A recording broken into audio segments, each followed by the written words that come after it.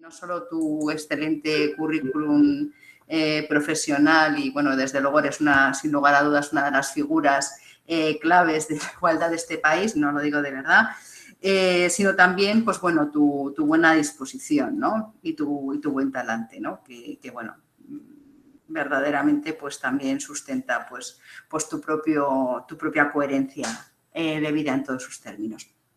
Bueno, José Fernando Lousada es, la verdad es que tiene una carrera impresionante porque es licenciado en Derecho, graduado social, diplomado en la Escuela de Práctica Jurídica.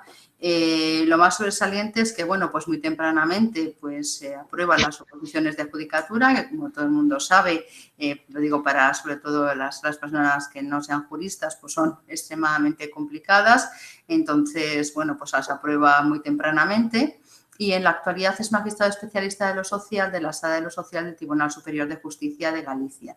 Es muy sobresaliente, es muy notorio cómo efectivamente pues tiene una de las tesis doctorales que yo he leído con detalle, probablemente que sea una de las referencias. No es que no hubiera nada escrito antes, porque el derecho laboral efectivamente pues fue pionero en la incorporación de todas las cuestiones de igualdad, pero desde luego esta tesis denominada el derecho fundamental a la igualdad efectiva de hombres y mujeres, pues desde luego es un completo referente y no en vano pues obtuvo el premio extraordinario de doctorado.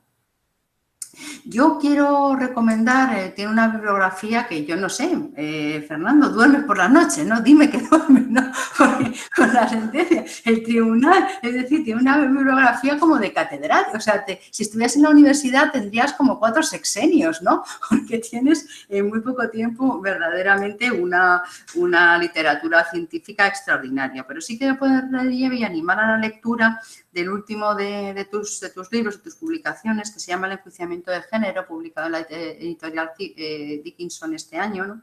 Y que desde luego pues vuelve a ser uno de los referentes, probablemente sea el estudio más lúcido de los varios, ¿no? Me alegro que haya habido unos cuantos estudios, ¿no? En la materia más o menos contemporáneos, lo que nos posiciona en una línea que muchas personas defendemos con muchísimo ahínco y, bueno, efectivamente, pues se nota que bueno, ya refleja una madurez. Entonces, pues eso, decir que este libro, El enjuiciamiento en materia de género, pues en mi opinión es un referente. Y sin más dilación, para no consumir tiempo de la charla, le cedo la palabra a Fernando Lousada. Buenos días a todos y a todas y muchísimas gracias, Magdalena. Bueno, es un placer siempre colaborar contigo, como sabes, y poder colaborar con tu universidad. Y bueno, y muchísimas gracias especialmente por la presentación. Bueno, me corresponde hablar hoy, y ya voy a entrar a ello, sobre el tema de la discriminación múltiple. La discriminación múltiple o interseccional ha planteado o ha surgido cuando se vio las limitaciones que tenían los planteamientos tradicionales de la prohibición de discriminación directa o indirecta para abarcar determinadas realidades. Realmente la discriminación múltiple surge de un proceso más amplio de reconceptualización del derecho antidiscriminatorio, ¿verdad? Tradicionalmente, el derecho antidiscriminatorio, pues aún lo estudiamos hoy en día, se basa en un test en el cual pues hay 2 partes que se comparan, un sujeto se compara, normalmente un hombre se compara con una mujer, y si se verifica que la mujer tiene menos derechos, pues entonces se verifica si es razonable, no es razonable. Bueno, es el test habitual de aplicación del artículo 14 de la Constitución española, del principio de igualdad. Pero hemos pasado a esas leyes de igualdad que están basadas en esta idea de comparación, a unas leyes de igualdad que se basan sobre una filosofía y sobre una ideología diferente, en la que se parte de la idea de que no hay que comparar, sino que la desigualdad no está en la comparativa, no está solo en la comparativa, evidentemente. En la comparativa está la desigualdad, pero hay más desigualdad aparte de ella, ¿verdad? Y en esa otra desigualdad es una desigualdad de manera estructural, son diferencias de estado entre la situación de los hombres y la situación de las mujeres. Bien, dentro de los planteamientos de aquellas leyes comparativas de igualdad, pues la discriminación múltiple no aparecía. Sin embargo, dentro de un planteamiento que entiende las leyes de igualdad como mecanismos para superar las situaciones o los estados de dominación-sumisión, pues sí tiene juego. Fue una feminista afroamericana, que fue Crenshaw, la que constató que la insuficiencia de las teorías tradicionales sobre la discriminación sexista y la discriminación racial, que se basaban precisamente en estos módulos de comparación, para satisfacer para explicar adecuadamente la interacción que se producía precisamente entre el sexo-género y la raza.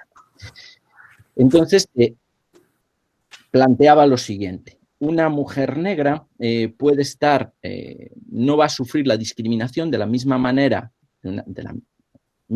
que la sufre una mujer blanca, ni tampoco va a sufrir la discriminación racial de la misma manera que la va a sufrir un hombre negro. Este es el planteamiento de Crenshaw. Esto lo vemos, un ejemplo que se da un poco como típico, pues es el de la mujer negra que quiere ingresar en una fábrica en donde están trabajando hombres blancos como personal de fábrica y están trabajando, hombres blancos y negros como personal de fábrica y están trabajando mujeres blancas como personal de oficina. La mujer no va a entrar simplemente por los propios estereotipos, le va a ser difícil entrar como personal de fábrica, que está con esto que se llama la segregación vertical o las paredes de cristal, ¿verdad?, que está reservado a los hombres, y al mismo tiempo le va a ser muy difícil entrar como personal de administrativo o personal de oficina, puesto que se exigen unas determinadas titulaciones académicas o unos conocimientos mínimos que no va a tener justamente por la circunstancia de ser negra. Es entonces cuando chocarían las dos formas de discriminación. Esto le llamó discriminación interseccional porque utiliza una metáfora que es la del cruce de las carreteras. Pues se podría expresar como sigue. Tenemos de pronto la carretera del sexo o género por la que circulan coches y una persona la quiere cruzar y si la atropellan, pues viene una ambulancia y esa ambulancia la recoge y la auxilia. Bueno, esto es metafórico, obviamente. Los coches serían las conductas discriminatorias que arrollan a la víctima y la ambulancia sería el derecho, la ley, que viene a auxiliarla después de que ha sufrido la discriminación. Y esto ocurre también con la carretera de la raza. Pues quieres cruzar, pero pues, te puede venir una conducta discriminatoria que te arrolla, pero luego viene la ambulancia. El problema surge cuando interseccionan ambas, porque las ambulancias del sexo, para proteger a las víctimas del sexo, les está prohibido tratar o recoger o auxiliar a accidentes que estén fuera o que entren dentro de otra carretera, ¿verdad? Y a las de la raza, pues les pasa lo mismo, no pueden auxiliar a las víctimas que estén en otra carretera. Con lo cual, en la intersección, y partiendo de la base que además, pues la víctima que ha sido arrollada en una intersección por dos coches, uno que viene desde cada uno de los sitios, parece que desde el punto de vista de justicia material necesita más protección, más auxilio, resulta que las ambulancias, ninguna de las dos da entrado a ese sitio. Porque no pueden circular de una manera sin salirse de sus carreteras. Bueno, y esto es lo que, por eso se llama interseccional, que es una cosa curiosa, es el crossroad inglés, ¿no? Pues la discriminación interseccional viene precisamente de esta metáfora. Luego se fue extendiendo a otras razas, obviamente, pues a mujeres asiáticas, mujeres latinas, y después también a otras circunstancias, aparte del sexo-género, a otras circunstancias distintas al origen racial. Pues se ha entendido en relación a la discapacidad, se ha entendido pues en relación a la orientación sexual, a la religión, a la edad, en fin, a otra serie de circunstancias diferentes en que se van cruzando. Bueno, el término ha tenido una cierta recepción en los textos internacionales de derechos humanos, en la Conferencia Mundial contra el Racismo del año 2001, y se plasmó efectivamente en la declaración de Durban, que se hizo como ocasión de ella. Y ahí ya se empieza a hablar ya de la existencia de discriminación múltiple. Posteriormente, esto se ha visto también en la Convención del año 2006 de los derechos de las personas con discapacidad, y también en el año 2007 en la Declaración sobre los Derechos de los Pueblos Indígenas. Bien, a partir de aquí tenemos la categoría. Vamos a ver ahora cómo la hemos recepcionado o qué uso se le ha dado. Bueno, yo ya lo he dejado por escrito, pero me parece que seguimos un poco en la misma cuestión. Ha tenido una acogida estupenda, excelente, con alborozo. Podríamos decir que ha sido acogida esta categoría en la agenda política, en el discurso político, pero no ha sido así en el mundo jurídico. Existen en estos momentos una gran cantidad de textos donde se habla de discriminación múltiple, la mayor parte de las veces sin explicar muy bien lo que es, e incluso a la vista, cuando los lees te das cuenta que, bueno, la idea de la interseccionalidad no es lo que luce en esos textos, ¿verdad? Y sí, en planes de igualdad, pero textos no normativos. Mientras que en los textos normativos la recepción de la discriminación múltiple adolece todavía de bastantes. Y esto, claro, repercute luego en la aplicación judicial.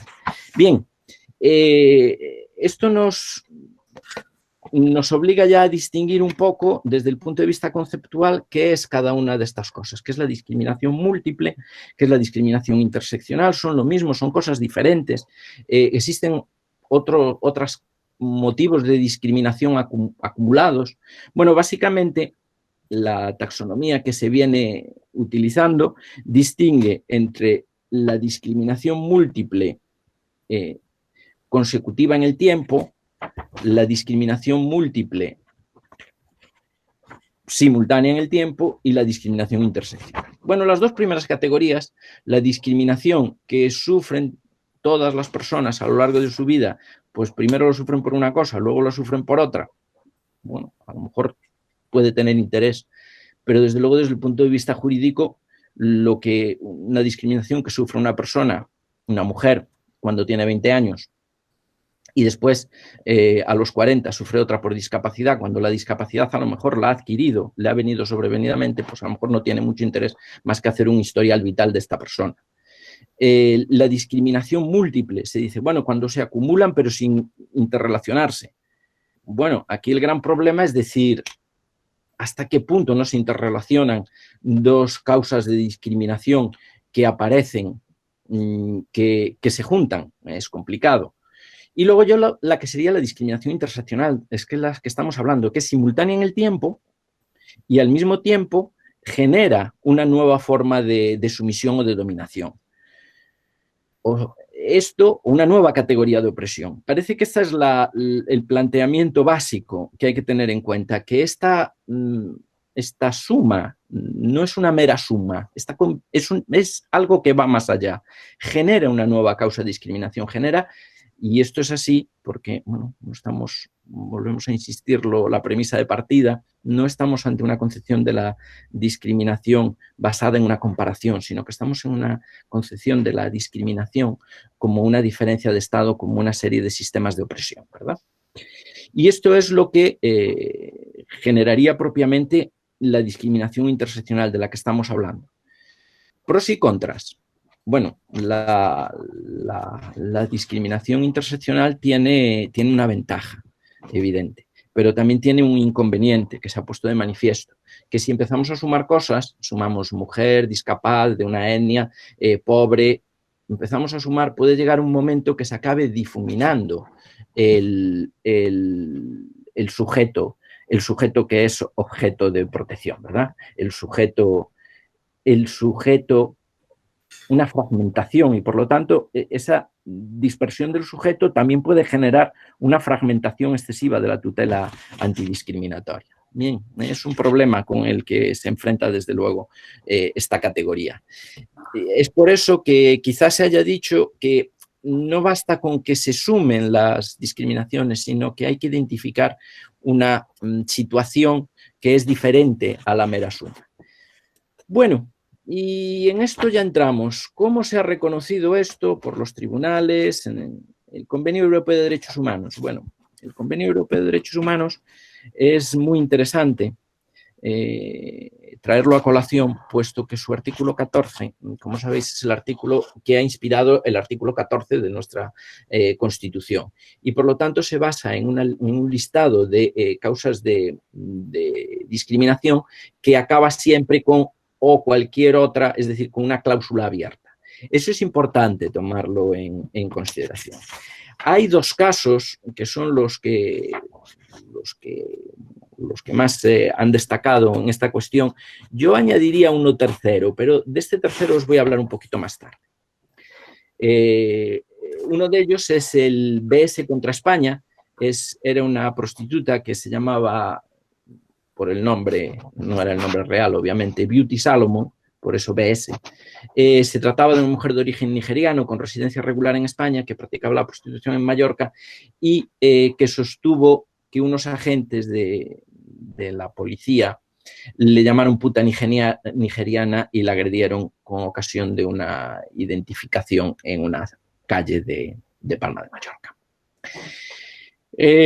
Aquí el Tribunal Europeo de Derechos Humanos utiliza un planteamiento que, bueno, lo hemos visto en muchas otras ocasiones, según el cual, y bueno, en el que se ha inspirado, dicho sea de paso, pues el Tribunal Constitucional en una reciente sentencia que identificaremos fácilmente, que es que el Estado no ha actuado con el deber de diligencia exigible para determinar si una situación discriminatoria ha tenido o ha podido desempeñar algún papel en los sucesos, puesto que no se ha realizado una investigación suficiente de las acusaciones que estaba realizando esta mujer.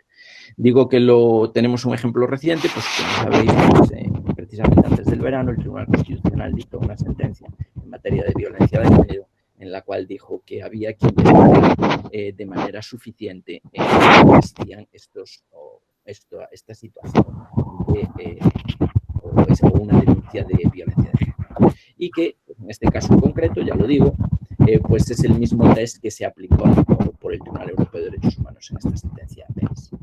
Un poco más moderna es la sentencia Carballo Pinto de Sousa contra Portugal, y se trataba, y esto es interesante, se trataba es una sentencia ya que está siendo pues una de las, dicho así de esta manera, un bestseller dentro de las sentencias del Tribunal Europeo de Derechos Humanos, puesto que se trataba de que una mujer le extrajeron las glándulas de Bartolín y por un error médico quedó sin posibilidad de gozar sexualmente y además padeciendo incontinencia urinaria.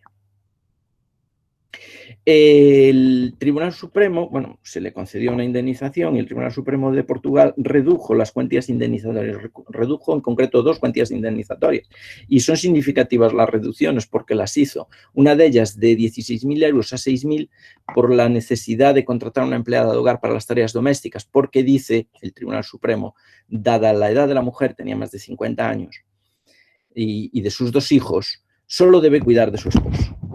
Parece pues que el designio natural de las mujeres pues, es cuidar de los esposos y de los hijos. Y en este caso en concreto, como la mujer ya era mayor, solo debe cuidar de su esposo. Por lo tanto, hombre, ¿cómo le vamos a dar 16.000 euros? Con 6.000 le llega.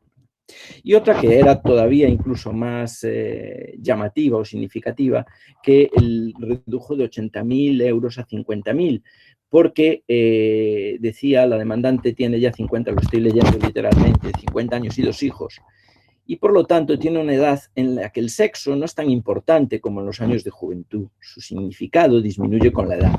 Curiosamente, el Tribunal Supremo portugués, cuando se planteó esta misma cuestión en relación a varones quincuagenarios, pues que por errores médicos pues sufrieron la posibilidad de tener relaciones sexuales, pues se dieron indemnizaciones bastante superiores, razonando que ello se consideraba un tremendo shock, que parece que ese argumento valía para los hombres, pero no para las mujeres.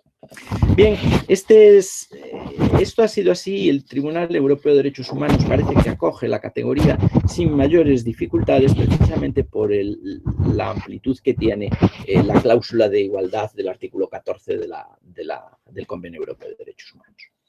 El Tribunal de Justicia de la Unión Europea se encuentra en este aspecto en las antípodas, y ello es así porque en la Unión Europea no existe un reconocimiento general de derechos humanos. Dentro de esta distribución de roles que hubo después de la Segunda Guerra Mundial entre la Unión Europea y el Consejo de Europa, se pensó que el Consejo de Europa se dedicaría al tema de derechos humanos y la Unión Europea solo se dedicaría al mercado común, a crear una unión económica. Y es por ello que los temas de derechos humanos que poco a poco se han ido acogiendo en el derecho de la Unión Europea, lo han sido siempre a cuentagotas y siempre en relación con las cuestiones concretas en las que los estados transferían competencias y transferían soberanía, ¿verdad? Bueno, y esto determina que las directivas sobre igualdad se refieren solamente a determinados motivos, no a todos. No hay una cláusula general de igualdad y además solamente en los ámbitos que esas directivas se desarrollan.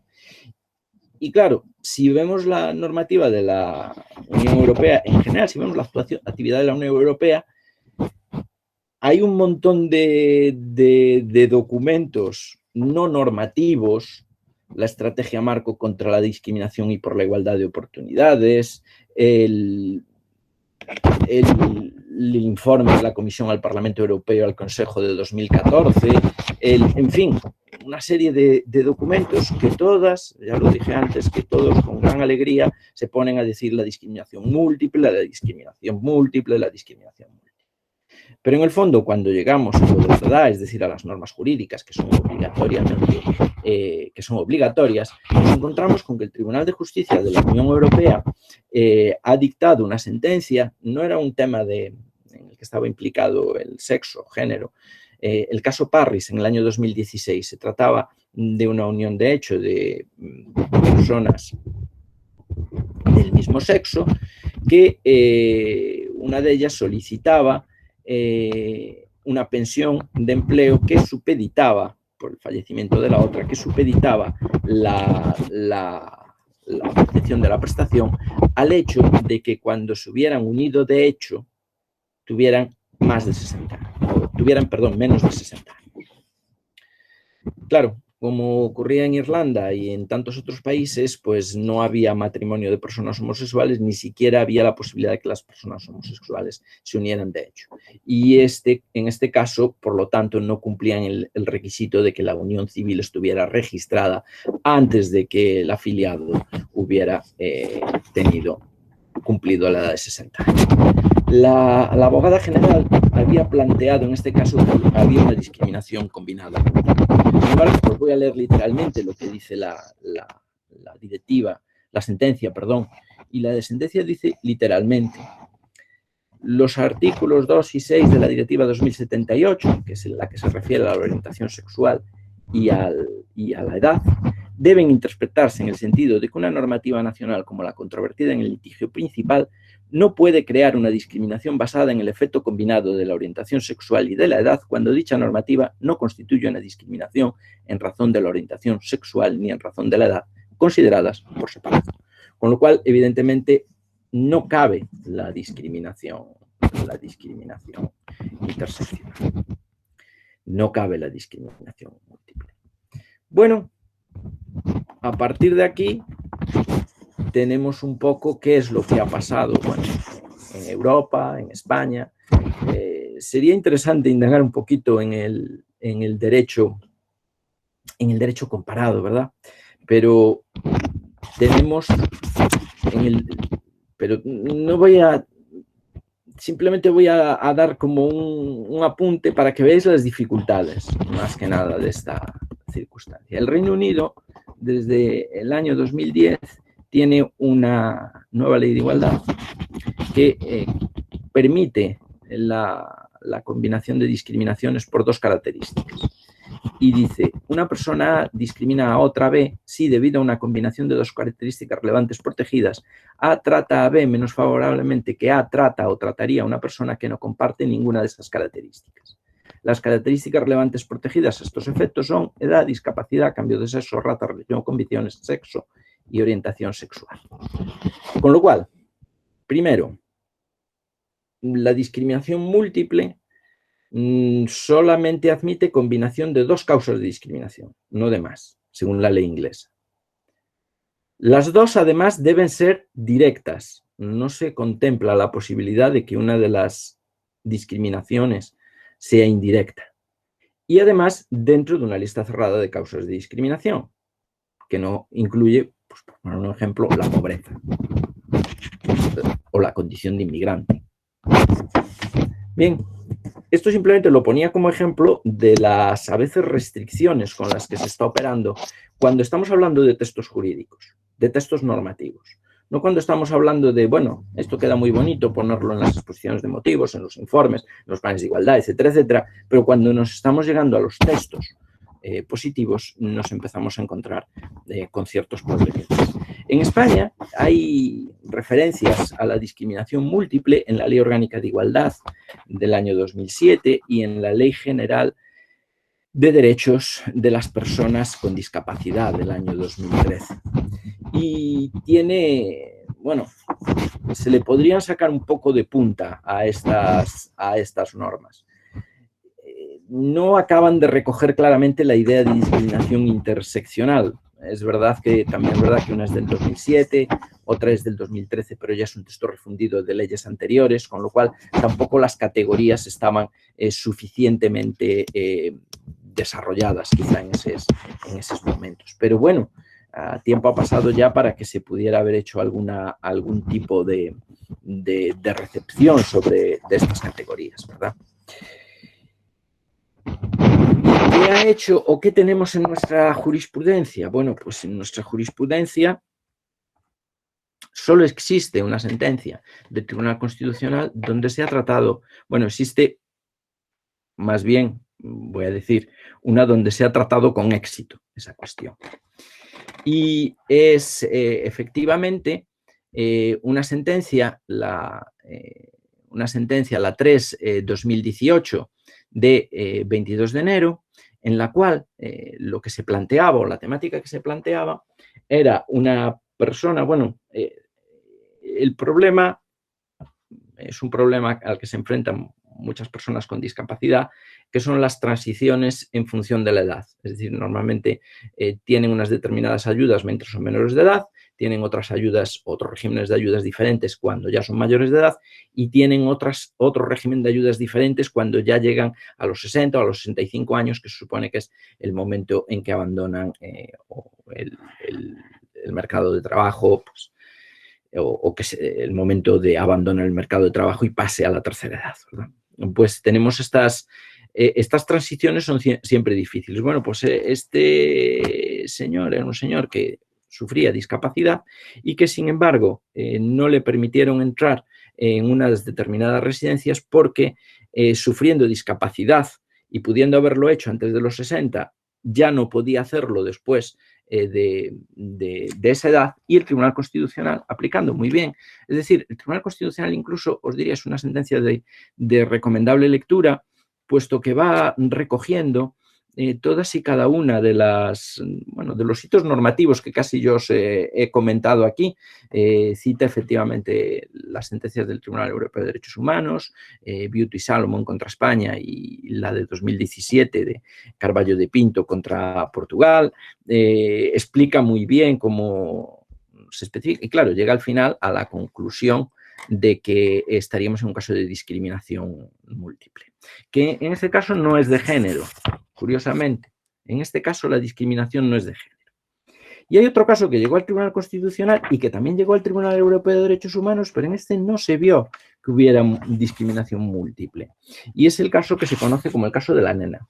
La nena era una mujer gitana que se casó por el rito gitano, que llegó a tener muchos hijos de ese matrimonio y que llegó a tener un cierto reconocimiento civil del matrimonio gitano, puesto que se les pidió un libro de familia y recibía ayudas por los hijos, en fin, una serie de circunstancias. Fueron al Tribunal Constitucional y el Tribunal Constitucional dijo que no había discriminación ni tomando en cuenta la raza, ni tomando en cuenta el sexo. Pero examinó las dos categorías por separado, sin tomar en consideración que en la confluencia de ambas categorías se estaba generando o se podía generar una discriminación que tendría perfiles diferentes a la simple suma. Y esto lo que determinó fue que en este caso en concreto se dijera que no estaba discriminada ni por un motivo ni por el otro. Llegó la cuestión al Tribunal Europeo de Derechos Humanos y en este caso el Tribunal Europeo de Derechos Humanos consideró, le dio la razón a la nena en su reclamación del derecho a la viudedad, de la pensión de viudedad, pero no lo hizo porque considerara que hubiera una discriminación múltiple, una discriminación interseccional, sino que lo hizo única y exclusivamente por o en función del principio de confianza legítima, puesto que como se le habían expedido el libro de familia, se le habían expedido determinados documentos administrativos, la cartilla de asistencia sanitaria, etcétera, etcétera, pues lo que determinaba era que se le debería reconocer la pensión. Claro, esto determinó que otras mujeres gitanas que estaban en la misma circunstancia reclamasen posteriormente. Y la respuesta que fue dada por los tribunales, bueno, salvo alguna muy contada excepción en la materia, que es decir, proviene de nuestro Tribunal Superior de Justicia de Galicia, pues los restantes tribunales optaron por decir o seguir diciendo que no había derecho a la pensión de viudedad. Bueno, la cuestión llegó al Tribunal Supremo y el Tribunal Supremo se reunió en Sala General, la Sala de lo Social, y nos encontramos con una sentencia en que vuelve a incidir en lo mismo. No ha existido, hay voto particular, pero no ha existido discriminación y no estamos en el mismo caso que en el de la nena, puesto que la documentación no es exactamente la misma, bla, bla, bla, bla, bla, bla, y al final llegamos a la conclusión. Ni en el voto particular realmente, en el voto particular se atisba el tema de la discriminación interseccional, pero desde luego en el voto general ni se parte ya ni se entra prácticamente en esa cuestión y creo que ahí había un problema importante. Ya digo que en la sentencia del TSJ de Galicia sí se decía que había discriminación interseccional en estos casos. Esto es un poco la teorización como general. Luego después tendríamos algo o podríamos entrar en lo que podríamos llamar la parte especial. Y en la parte especial tendríamos que ver cómo interactúa el sexo-género con diversas clases con otros factores de discriminación. Bueno, hemos visto ya por cómo interactúa pues, con el origen racial en el tema de la mujer gitana, lo vemos aquí. Evidentemente, creo que es evidente que las posibilidades que tiene una mujer gitana de contraer matrimonio que no sea el gitano son bastante más limitadas que las que podría tener incluso un hombre gitano que podría optar por hacer un matrimonio civil si quiere, aunque también fuera por el rito gitano, o sin más la propia situación en la que se encuentra la mujer gitana que no va a trabajar y por lo tanto el hombre no entraría tan directamente a reclamar una pensión de viudedad. Es decir, la situación de la mujer gitana es diferente a la del hombre gitano y bueno, ya por supuesto diferente a la mujer paya. Entonces tenemos claramente como que se produce esa intersección que además genera una nueva categoría de opresión, una nueva categoría de discriminación. Lo hemos visto también con la edad. La edad es un factor de discriminación que interacciona muy bien con el sexo-género. Bueno, En relación ya a las niñas, creo que ya es más que evidente. Existen multitud de convenios internacionales que se refieren ya a la temática específica de las niñas, diferente a la de los niños, ¿verdad? Con lo cual creo que tampoco hay dudas sobre esa circunstancia. Su mayor exposición no solo a la discriminación, sino a la situación de más fuerte de violencia de género, ¿verdad? En fin. Pero también, en el otro extremo de la edad, las mujeres mayores sufren el edadismo de una manera distinta a la que la sufren los hombres. Es más, la situación de las mujeres mayores no es exactamente la misma que la de los hombres mayores en múltiples aspectos. Bueno, lo hemos visto desgraciadamente como esto se refleja incluso en sentencias del Tribunal Supremo de Portugal, ¿verdad? La que llegó al Tribunal Europeo de Derechos Humanos.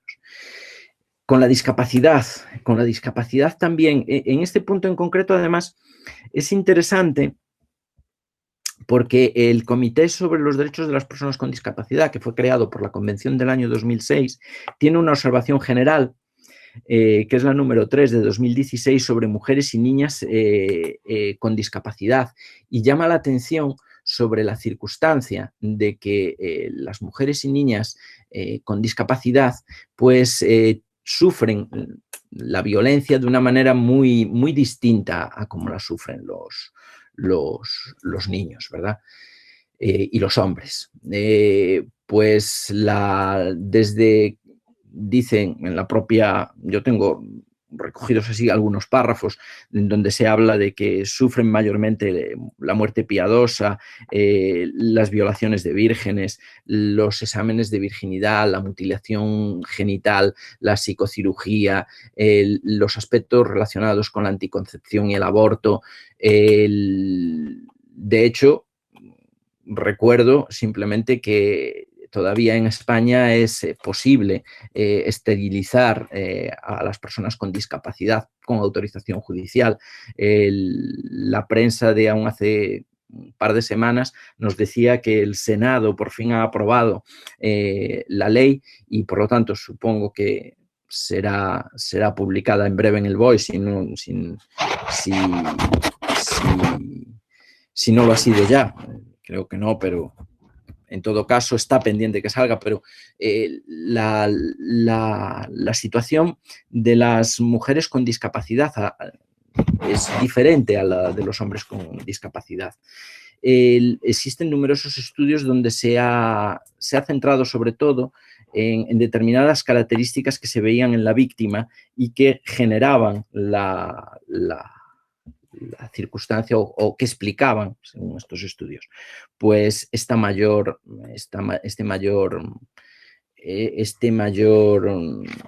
o ser víctimas mayormente las mujeres que los hombres, las mujeres con discapacidad, que los hombres con discapacidad de situaciones de violencia.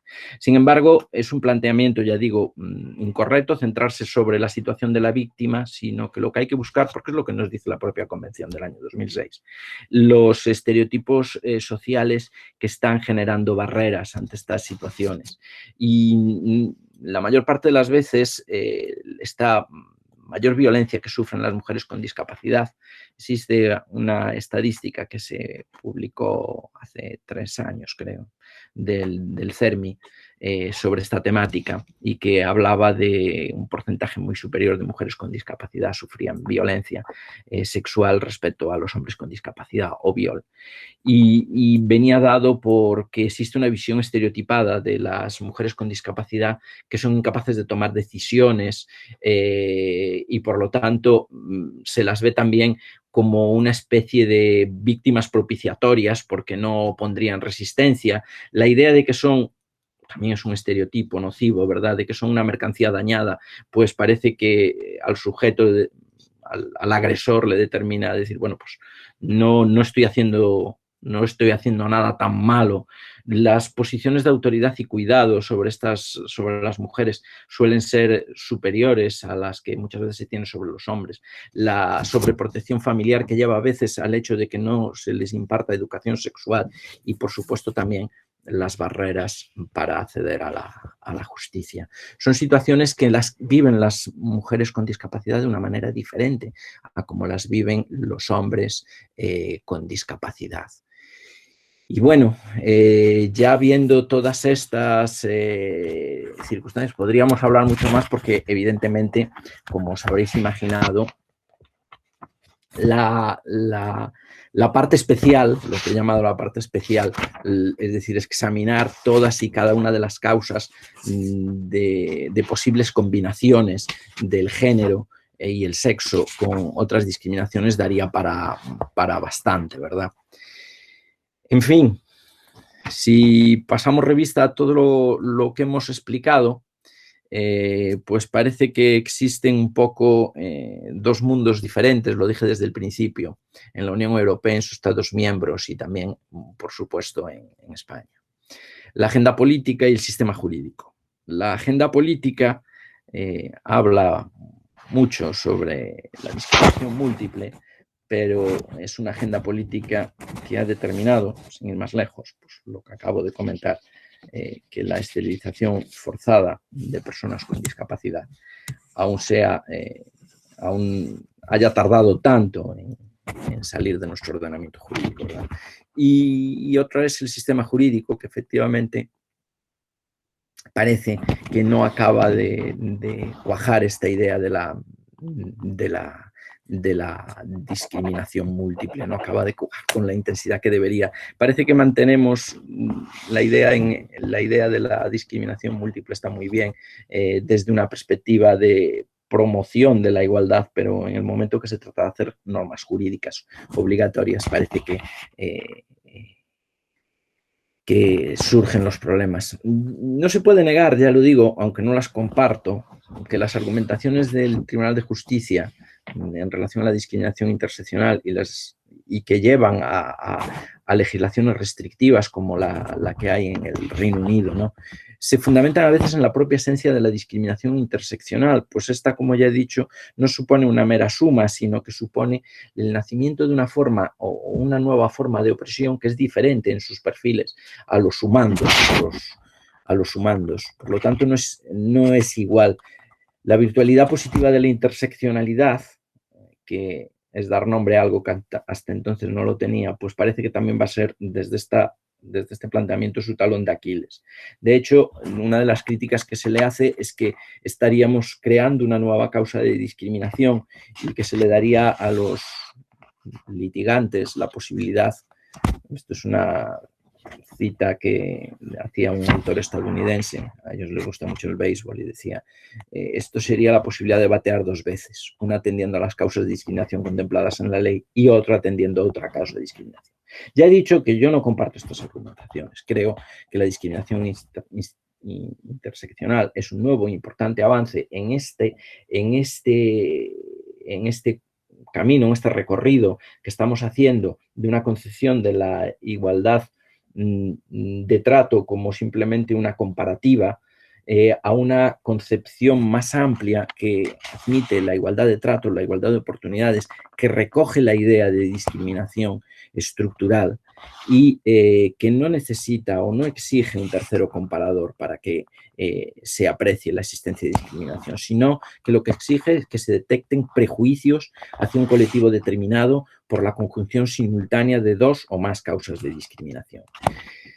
El Tribunal Europeo de Derechos Humanos, afortunadamente, ha seguido un planteamiento diferente en esta cuestión y creo que es el planteamiento que además nosotros deberíamos tener en consideración en nuestro ordenamiento jurídico interno, dada la esencial identidad entre el artículo 14 del Convenio Europeo de Derechos Humanos y el artículo 14 de nuestra Constitución, que recoge efectivamente una cláusula abierta de prohibición de discriminación. Por lo tanto, creo que este sería es el camino correcto, y lo que sí llama todavía la atención es que pocas sentencias de nuestros tribunales podemos poner como ejemplo de este nuevo camino que nos queda por recorrer. Bueno, voy a rematar porque ya me está llegando la hora y prefiero ya dar paso a las preguntas y de esta manera, pues bueno, tener la posibilidad de compartir. Pues muchas gracias por vuestra atención. Mil gracias, Fernando, por la brillantísima, excelente exposición. Mira que estamos en el tema, mira que te he escuchado y te he leído, ¿no? Pues siempre me parece que dices algo nuevo, ¿no? Que lo dices de diferente manera. Te felicito muy sinceramente. Bueno, entre que se van suscitando las preguntas, yo sí que tengo un par de preguntas que hacerte, entre que el público pues nos hace sus propias reflexiones y sugerencias. Y una de ellas es, que esto lo hemos debatido poco, Fernando, es efectivamente el poco éxito que ha tenido la interseccionalidad y discriminación múltiple en las normas de derecho público, ¿no? Y esto lo has dicho tú y lo digo yo también sistemáticamente, ¿no? Porque efectivamente hubo ahí un proyecto de ley en la segunda legislatura de Zapatero que decayó justamente cuando se convocaron elecciones, que no tuvo buen fin, precisamente por esto, ¿no? Luego, bueno, hemos tenido muchísimos avatares, bueno, incluido moción de censura, en fin, hemos tenido, pero también ha habido proposiciones de ley. El Grupo Socialista una proposición, en definitiva, que HB, porque vienen las oportunidades, elecciones, efectivamente, las normas de derecho público, que al final, querámoslo o no, perdonadme la deriva administrativista y de derecho público, pues al final son las normas de referencia, ¿no? Las que sí o sí tienes que cumplir y no es dable u opinable efectivamente decir que sí o sí no. Pues efectivamente ha tenido como muy mala fortuna y estoy completamente de acuerdo contigo, Fernando, en que está en todos los planes de igualdad, está en todas las cuestiones y efectivamente eso es una carencia. Con lo cual eso es cae, o sea, es decir, ese déficit tiene que caer necesariamente en los órganos decisorios, ¿no? Tanto los órganos administrativos como los órganos judiciales, que tenemos la tendencia a aplicar una norma para que no nos acusen de que haya alguna deriva o que haya algún tipo, ya no de arbitrariedad, pero por lo menos de, bueno, de poca seriedad o de, bueno, en fin, de que estamos inventándonos, ¿no? o generando un problema. Eso por un lado. Y por otro lado, a mí también me llama la atención cómo es una doctrina, como tú muy bien dices, muy bien construida, verdaderamente el core se nota que es norteamericano. Es que el core es ahí. ¿Por qué? Pues porque el movimiento de igualdad, pero el movimiento, o sea, esa significación tan fuerte que tiene el movimiento de color que verdaderamente reconstruye la teoría feminista y que no lo hemos visto nunca así en Europa, sino que ese es el verdadero corazón, ¿no? Del movimiento de color que sugiere, ¿no? Un tipo de discriminación que probablemente los mundos que han sido más blancos pues no han tenido nunca esa percepción, pero me llama muchísimo la atención cómo los órganos decisorios no hay un planteamiento previo de descartar o no ser múltiple discriminación en los casos que se nos plantean. Es decir, a mí eso me llama la atención como un factor de discriminación previo. Y eso es nuestra falta. O sea, quiero decir, si tenemos un asunto, el caso Muñoz Díaz, que tú dices la nena, ¿no? Porque le llamaban la nena, el caso Muñoz Díaz es francamente llamativo, ¿no? Efectivamente, los tribunales inferiores son más capaces de determinar esa discriminación, pero es un caso, en mi opinión, de libro.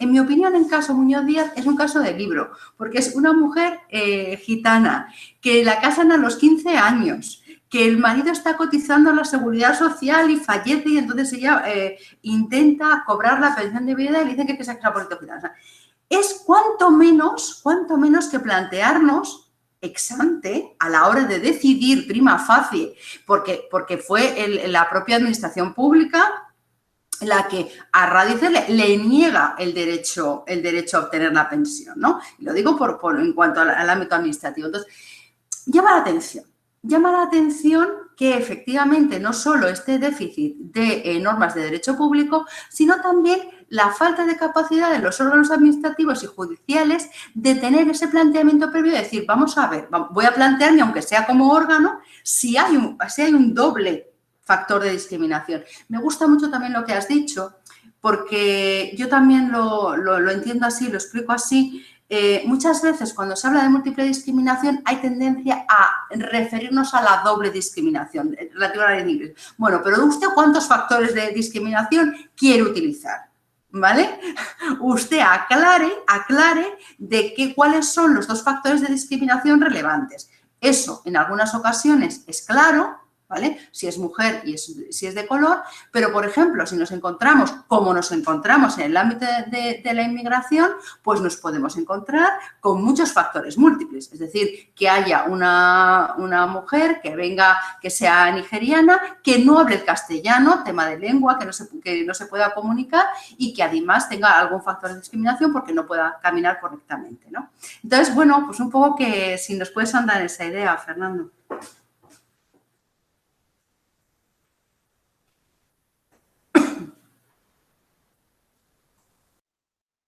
Enciende, Fernando, enciende el micro.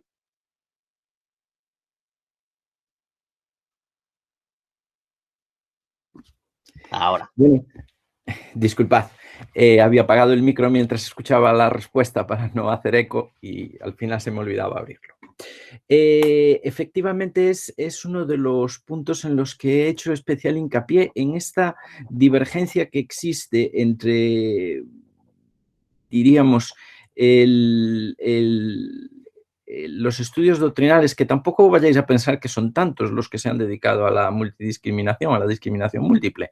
Existen algunos, efectivamente, pero tampoco ha sido una atención tan grande la que le ha prestado la doctrina jurídica. Es verdad que en otros ámbitos, pues sociología, psicología, en fin, sí ha tenido o sí ha habido estudios, pero en el ámbito jurídico parece un poco que no acaba de prender del todo, pero de todas maneras, y yo creo que eso es un poco porque se entra todavía en la idea de que la discriminación múltiple es un sumatorio. Entonces, ¿para qué nos vamos a molestar si ya sabemos cómo funciona lo del sexo y ya sabemos cómo funciona lo de la raza o lo de la discapacidad? ¿Qué de nuevo puede haber en una cosa que suma? Y claro, eso yo creo que es algo que aún no se ha captado adecuadamente por parte de, bueno, por parte en general de la doctrina, y lleva a que no sean tantos los estudios que hay. Pero de todas maneras, los que hay, si van claramente en una línea de discernir claramente lo que es la interseccionalidad, lo que la interseccionalidad supone, y ello choca pues con la pobreza, hay que decirlo así, con la pobreza de los casos judicializados. Creo que quienes nos dedicamos al derecho, y tanto quienes nos dedicamos poniendo sentencias como quienes se dedican reclamando justicia ante los tribunales, creo que no han captado todavía muy bien la esencia de lo que es la discriminación interseccional. Y esta carencia pues es la que está determinando o la que está limitando también el avance desde el punto de vista jurídico. El tema es incluso, es algo que a veces se aprecia en general en materia de derechos humanos y en materia de discriminación por razón de sexo, que muchas veces las construcciones doctrinales van por delante de las realidades normativas y de las realidades judiciales. Y esto hace que, pues eso, se genere un cierto, una cierta, decir, bueno, pues a ver, cuando tenemos una sentencia que cuando la leamos, bueno, como fue en este caso el caso del Tribunal Europeo de Derechos Humanos, que del caso Carballo Pinto, que cuando la lees dices, eureka, por fin se ha captado lo que es la discriminación múltiple, conjuntando sexo y edad, ¿no? Pero necesitábamos más sentencias de estas en nuestro ordenamiento jurídico, en nuestra jurisprudencia constitucional y en nuestro en nuestra aplicación diaria. Y el caso de la nena, vamos, sí que es un caso significativo, puesto que no solo el caso la nena, sino como los que podríamos llamar los casos post la nena, es decir, todas las reclamaciones que vinieron después de mujeres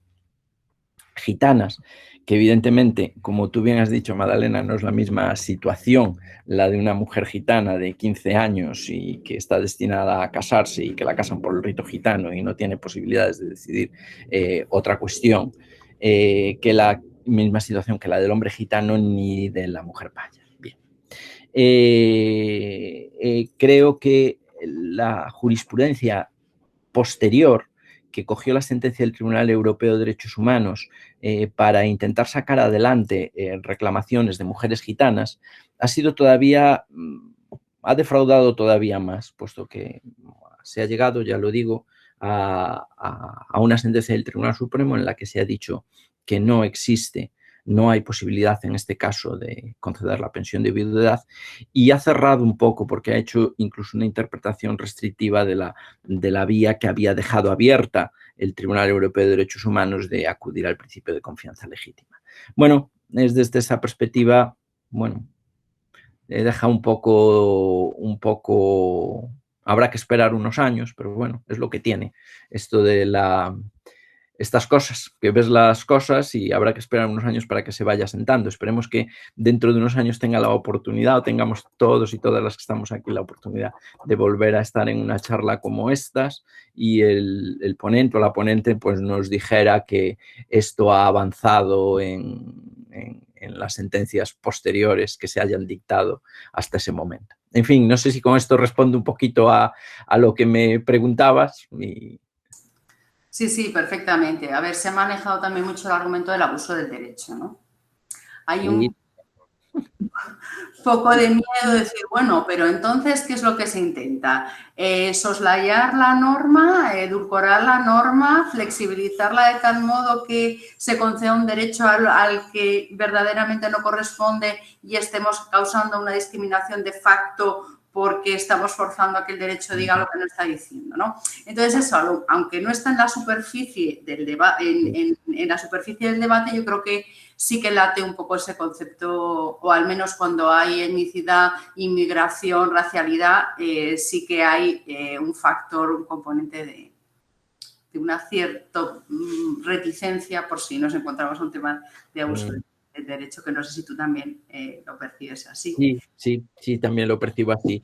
Efectivamente, siempre hay el temor a irte más allá de la norma, pero claro, es un entendimiento como muy Montesquieu, ¿verdad? El juez es la boca que dice la ley, ¿verdad? Y creo que desde esa perspectiva de consideración de la ley, como que también lo decía Rousseau, ¿no? De emanación de la suprema emanación de la soberanía popular, pues de ahí nació precisamente ese legalismo excesivo que llevaba a que las constituciones durante muchos tiempos se consideraran normas meramente programáticas y que llevó a que, utilizando la ley, se hubiera llegado a regímenes dictatoriales en los periodos de entreguerras y nos acabó derivando en guerras mundiales incluso. Esos planteamientos, lo digo así de una manera como planeando un poco por la historia, pero a lo que quiero llegar es que existen valores que están por encima de lo que pueda plantear el legislador en una determinada época, y los jueces tenemos desde luego la obligación de aplicar las normas constitucionales y las normas internacionales de derechos humanos. Y yo siempre contrapongo un poco, lo digo, a lo mejor me salgo un poco del tema, pero lo contrapongo una frase de un juez francés, que era Antoine Garapon, que contraponía o decía que los jueces hoy en día, teniendo en cuenta que tenemos que atender a los valores constitucionales, teniendo en cuenta que tenemos que atender a los valores de derechos humanos, que por eso las constituciones pasaron a tener valor jurídico y pasaron los derechos humanos a integrarse en instrumentos internacionales después de la Segunda Guerra Mundial, precisamente para evitar los abusos de los legisladores internos, pues que los jueces no teníamos que ser tanto la boca que dice la ley, como los guardianes de las promesas que una sociedad se hacía a sí mismo y que después se olvidaba de cumplir. Entonces, a mí me gusta más esa apreciación y que desde luego nos lleva a que la labor de los jueces y de las administraciones tendría que ser igualmente así, tendría que tener en cuenta que en la aplicación de la ley sin distorsionarla en absoluto, sino precisamente para conseguir una aplicación de la ley más recta y más objetiva, se tienen que tener en cuenta los valores constitucionales y los textos internacionales de derechos humanos. En fin, no sé si me he salido un poco de lo que me preguntaba. Perfectamente, la respuesta perfecta. Pero bueno. Yo creo que además ayuda un poco a la comprensión, al menos en el mundo jurídico, ¿no? Que a lo mejor pecamos de una cierta ortodoxia muchas veces a la hora de solucionar problemas concretos, que es lo que tenemos que solucionar, ¿no? No se nos tiene que olvidar que el derecho es un instrumento, lo que tú dices, para impartir justicia, equidad y para el respeto de los valores constitucionales, ¿no? No nos quedamos en la propia aplicación de la norma, sino verdaderamente resolver con justicia y con equidad un caso concreto, ¿no? Que es un poco lo que nos ocupa, ¿no? Es muy difícil resolver con equidad si tú no estás viendo todos los factores en los cuales se produce ese factor de decisión. Entonces, en sociedades que son menos complejas, menos multidisciplinares, menos globales, a lo mejor puedes estereotipar más la persona, ¿no? o el sujeto de aplicación. Pero todavía en sociedades más complejas y más múltiples como somos ahora, estereotipar o partir de la base que hay un sujeto objetivo, y perfectamente diseñado, como quiero decir, como el diseño de Leonardo da Vinci, ¿no? El hombre es el perfecto Leonardo da Vinci, entonces ese es el sujeto al que tú tienes que aplicar el derecho. Eso no es real. No hay un sujeto perfecto. No. Hay una situación a la que tú tienes que aplicar el derecho y tiene que ser justa en ese caso en concreto, ¿no? Aparte de una justicia general, ¿no? Bueno, y como no quiero consumir todo el tiempo, sí, preguntarte una cosa muy concreta de este momento COVID que hemos vivido y que estamos viviendo y que no sé cuánto se va a prolongar, ¿no? Y que efectivamente, bueno, pues ha llevado a un uso exponencial, ¿no? De las TICs, no es que no las estuviéramos utilizando, sino que verdaderamente ha habido un crecimiento exponencial y al menos lo que hemos detectado en las administraciones públicas es que también ha cambiado la tipología de infracciones con las que nos estamos enfrentando, incluso la comisión de delitos a través de red, se ha complejizado enormemente, ¿no? Porque no estamos hablando de una única tipología, sino que, pues, por ejemplo, aquí tenemos pues delitos de odio, con cuestiones de acoso por razón de sexo, en fin, nos estamos encontrando con un tipo de cuestiones que no eran infrecuentes, ¿no? Y te pregunto entonces por eso. Muy bien. Bueno, yo ya estaba dudando en meter también todo el tema del COVID, el aspecto COVID dentro ya del texto de la charla. O sea que, bueno, estupendo ya poder comentarlo ahora también. Y además añades otro tema más, que es el de las nuevas tecnologías, ligado también efectivamente al COVID, al confinamiento, en fin. Muy interesantes ambas cosas. Y las voy a contestar un poco por separado y también por junto, ¿no? El tema de la discriminación múltiple ha sido especialmente significativo o ha dado especialmente juego durante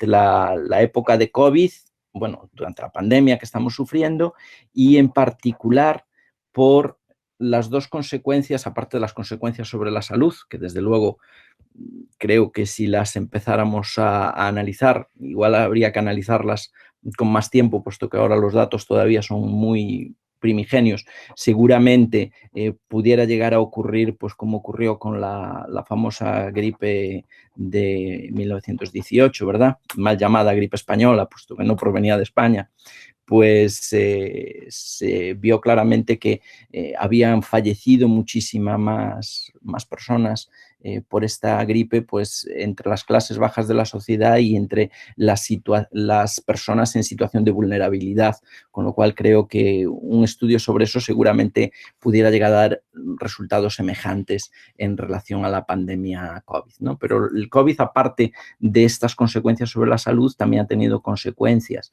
sobre derivadas del confinamiento, y precisamente una de las consecuencias derivadas del confinamiento ha venido a ser el mayor uso de las tecnologías de la información, de las TIC.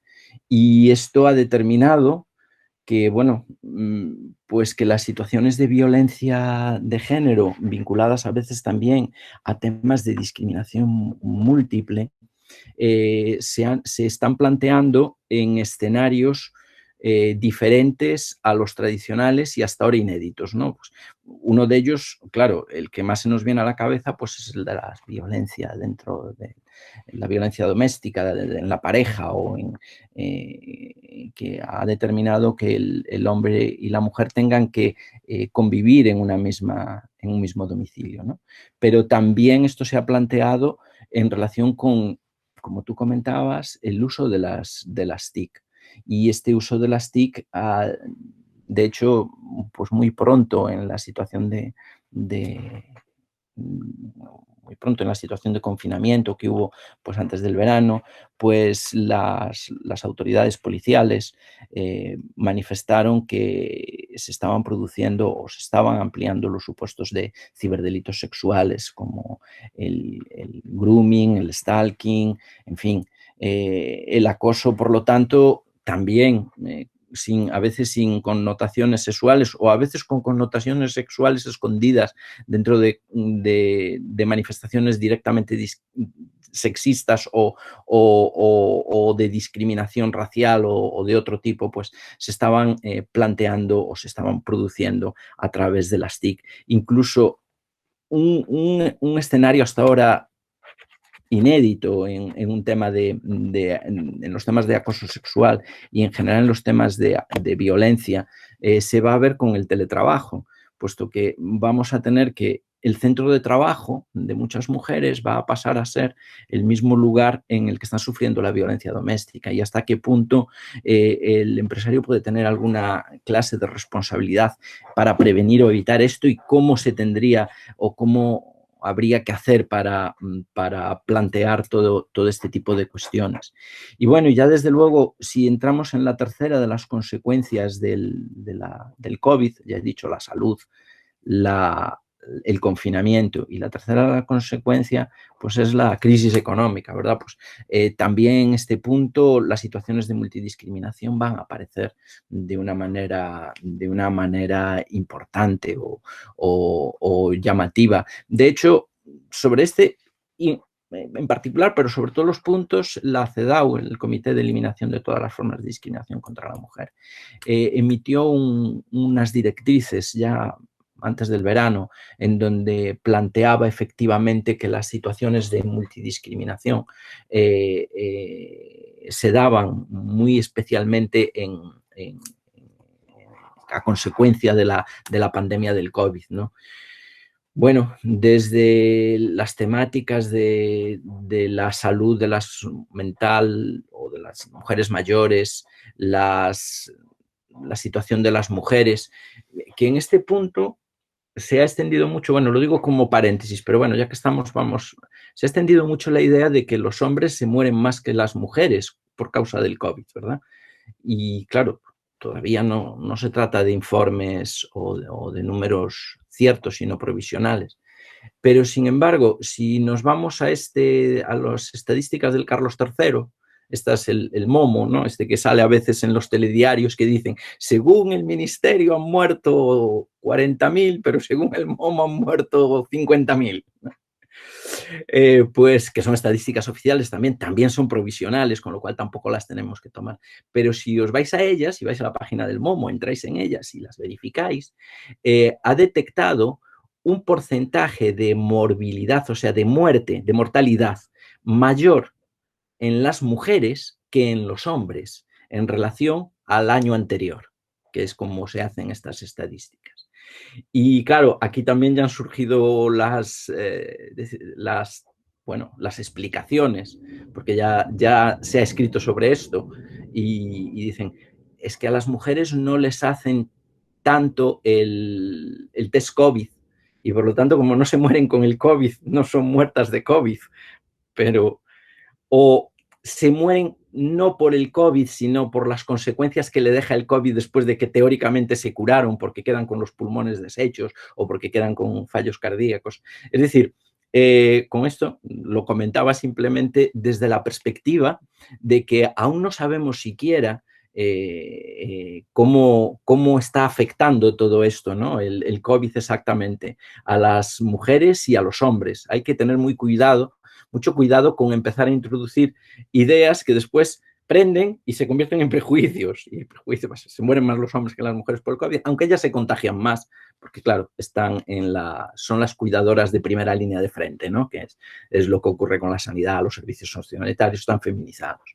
Pero es que después situaciones de multidiscriminación pueden existir también con en particular con las migrantes, las niñas migrantes, las mujeres desplazadas. Se ha planteado ya también por las autoridades policiales que las redes de trata de personas están utilizando o se están beneficiando de la mayor vulnerabilidad que se encuentran las mujeres refugiadas en estos momentos en que hay confinamiento. En fin, las situaciones de multidiscriminación, bueno, otro problema que se ha planteado, y este se ha planteado realmente y ha motivado la intervención bueno, aquí en Galicia de la Valedora do Pobo, pero también ha habido intervenciones de otras defensorías del pueblo en España, ¿verdad?, que planteaban el problema en que tenían las personas LGTBI cuya condición sexual, su orientación sexual o su identidad de género no estaba aceptada por su familia y que se veían obligadas igualmente al confinamiento o a pasar grandes temporadas confinados con el resto de su familia. Es decir, desde la perspectiva del COVID, todas las situaciones de multidiscriminación que hemos estado viendo vuelven a aparecer de nuevo, ya digo, un poco, lo decía con una frase así, un poco decir, en escenarios diferentes que ni nos habíamos imaginado, pero que vuelve a suponer que no desaparece ni la desigualdad ni la violencia, sino que en estas situaciones de desastres, porque el COVID es un desastre en general,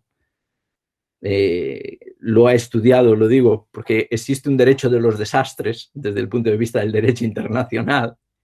Y el derecho de los desastres siempre se ha construido sobre la idea de que en situaciones de desastre, sea humano o sea natural, la igualdad va a menos y la violencia va a más. Hay incluso, fijaros, una recomendación de la OIT del año 2017, o sea que no estaba pensando para nada en el COVID, sobre la situación de las personas trabajadoras en época de desastres, que es de muy interesante lectura porque incluso tiene uno de los puntos de la recomendación, se refiere a las incidencias que tiene todo ello con el sexo, con el género y con situaciones de discriminación. Bueno. Una maravilla. No sé si hay alguna pregunta de las personas asistentes. Sí, Fernando, yo quería preguntarte. Bueno, lo primero, muchas gracias por estos aportes de esta tarde. Yo quería como lanzarte, ¿no? O sea, ¿qué consideras tú o qué crees que es necesario para que las instituciones judiciales o desde el punto de vista del ordenamiento jurídico se empiece a considerar esto de la discriminación múltiple, ¿no? O sea, ¿qué consideras tú que es necesario para que desde las instituciones judiciales se tome conciencia de que esto es necesario?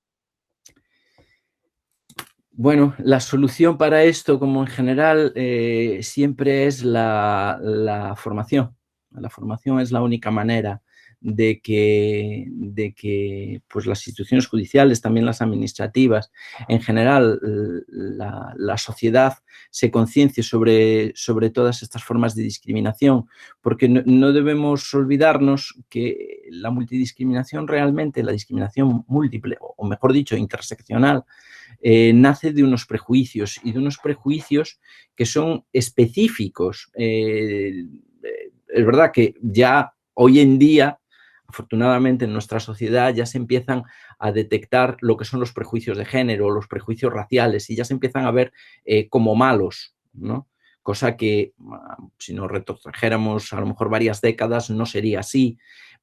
Pues eso mismo tiene que ocurrir con la discriminación múltiple. Es verdad que obliga al conocimiento de una categoría que no es tan fácil de captar, porque inmediatamente partimos discriminación múltiple, la suma.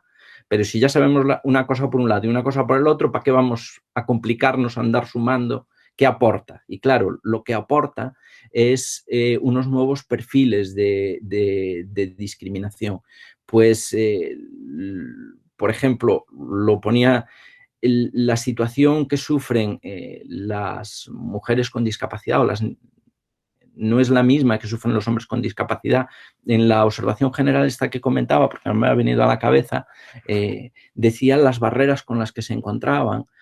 Pues, por ejemplo, las mujeres con discapacidad a la hora de gestionar con las personas que los cuidan, pues todo lo que tiene que ver con su sexualidad o con sus diferencias físicas, cómo se gestiona el tema de la menstruación, las cuidan efectivamente o no, cómo se gestiona el tema de la educación sexual, cómo se gestiona, porque de hecho, pues hace nada, hace un par de días, y leí una noticia, pues precisamente al hilo, pues en un periódico digital, no sé si en La Vanguardia o en El Mundo o El País, uno de estos, ¿no? Pues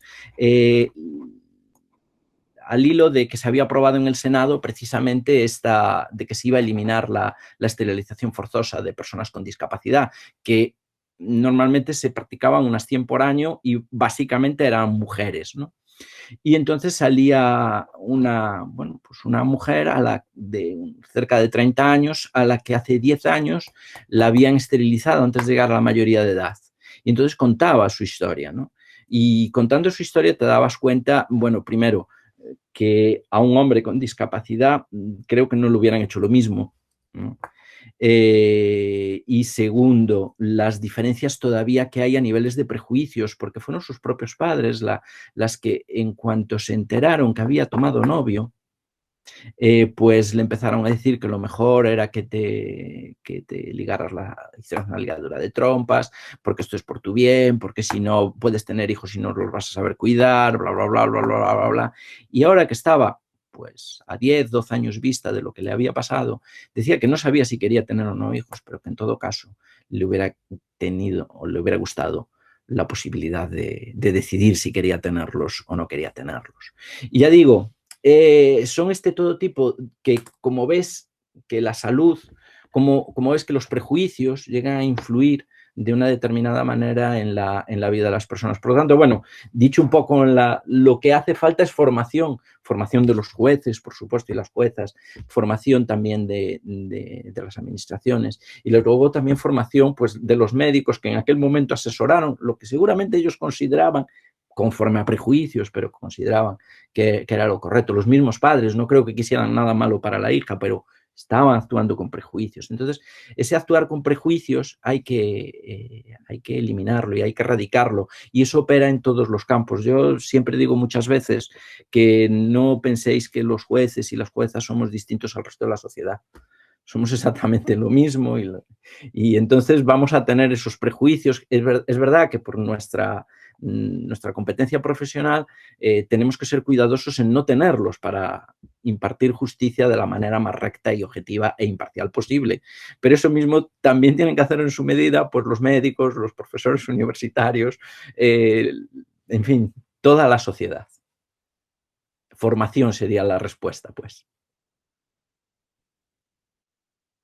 Muchas gracias. Un placer.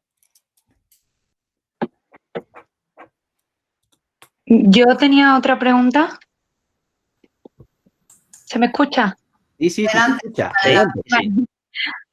Bueno, primero muchas gracias por esta charla porque ha sido un placer escucharte. La verdad que he aprendido muchísimo y la verdad que es un placer asistir a este tipo de charlas. Y bueno, a lo mejor me estoy adelantando porque todavía no sabemos nada de de cómo va a ser, ni quiénes van a ser los primeros que accedan a la vacuna y tal, pero es que mientras hablabas del tema del COVID se me ha venido todo el rato a la mente el tema del acceso a las vacunas, porque al final, como has dicho, siempre se demuestra que en este tipo de crisis las perjudicadas acaban siendo siempre las mismas. Si crees que en el tema de las vacunas, del acceso a ellas y de los criterios que se vayan a llevar, es probable que puedan aparecer este tipo de multidiscriminaciones por el tema a lo mejor de los papeles que no estén en regla o no sé, se me ocurren bastantes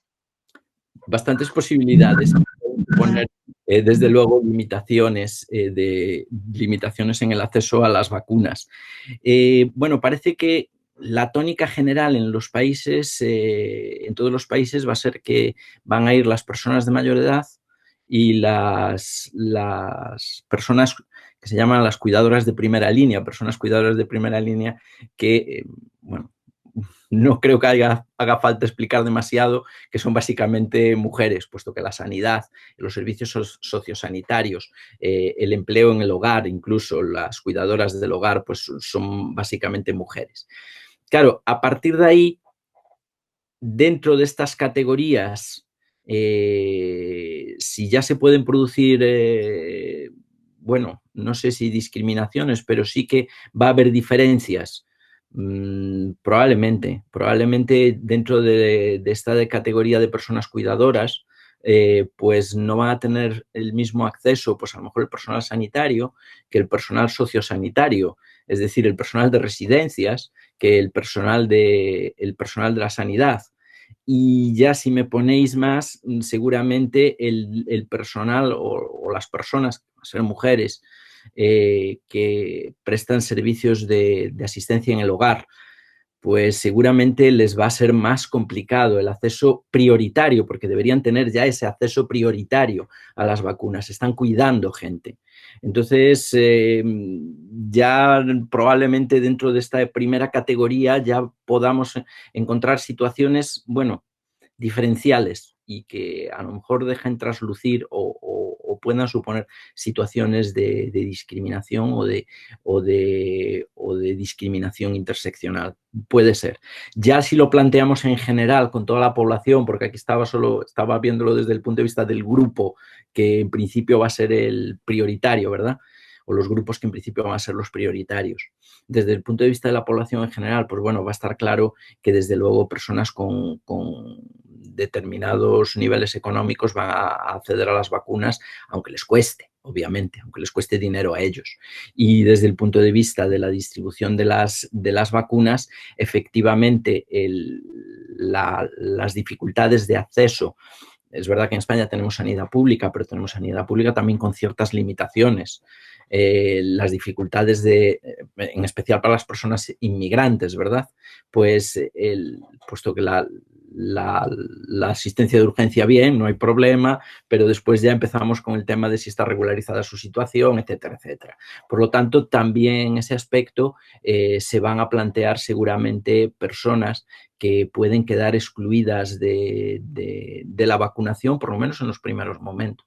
Después supongo que cuando la vacunación se extienda ya a toda la población, pues igual llega a todo el mundo ya, pero desde luego el problema va a ser de tiempos, ¿no? A ver cuánto tiempo tarda en llegar a cada uno de los colectivos. Y bueno, aparte está el otro tema, pero ese ya no nos interesa a nosotros, a ver si las vacunas son efectivas o a ver qué pasa. Pero bueno, ese sería ya otro tema diferente. Bueno, no sé si hay Vale, muchas gracias. No sé si hay alguna pregunta más.